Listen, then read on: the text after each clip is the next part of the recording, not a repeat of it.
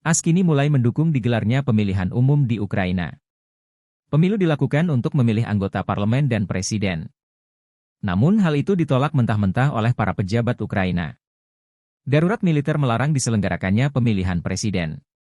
Dilaporkan oleh Washington Post, beberapa politisi barat, termasuk Tiny Cox, Ketua Dewan Parlemen Eropa, dan Senator AS dari Partai Demokrat Richard Blumenthal dan Elizabeth Warren, telah mendesak Kiev untuk mengadakan pemilu.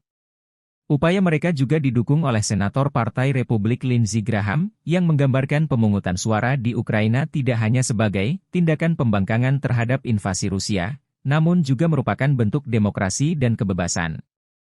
Namun, menurut para pejabat di Ukraina dan para ahli yang diwawancarai oleh Post, mengadakan pemilu di negara yang sedang dilanda konflik besar, hampir mustahil dan juga merupakan tindakan yang keliru. Teka-teki ini bermula dari kehadiran militer Rusia di wilayah yang diklaim Ukraina sebagai wilayahnya, serta fakta bahwa jutaan orang telah meninggalkan negara tersebut dan puluhan ribu tentara dikerahkan.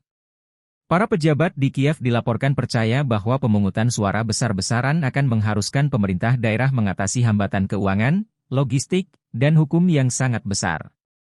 Beberapa pihak mengatakan khawatir bahwa Rusia dapat mengeksploitasi pemilu tersebut dengan mengobarkan perpecahan, menyusup ke aset-asetnya dan melemahkan Ukraina dari dalam. Rusia mendorong hal ini melalui saluran rahasia mereka, kata seorang pejabat keamanan Ukraina yang tidak mau disebutkan namanya kepada outlet tersebut. Tidak ada situasi yang memungkinkan terselenggaranya pemilu demokratis selama perang. Namun, menurut artikel Washington Post, Kiev tidak bisa mengabaikan seruan pemilu tanpa mengambil risiko mengasingkan para pendukungnya dari Barat, yang telah menjadi sumber penting dukungan finansial dan militer. Pemerintahan Biden dikatakan bersimpati terhadap hambatan yang dihadapi Kiev dan tidak mendorong diadakannya pemilu.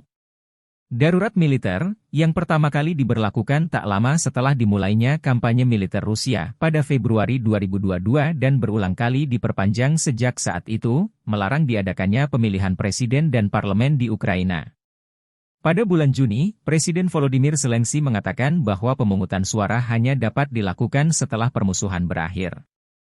Diadakan namun dengan syarat parlemen segera mengubah undang-undang nasional dan negara-negara barat menyediakan dana tambahan sebesar $135 juta. Pernyataan terakhir ini dikecam oleh calon presiden AS dari Partai Republik, Vivek Ramaswamy, dan menyebutnya sebagai penggeledahan kotak suara.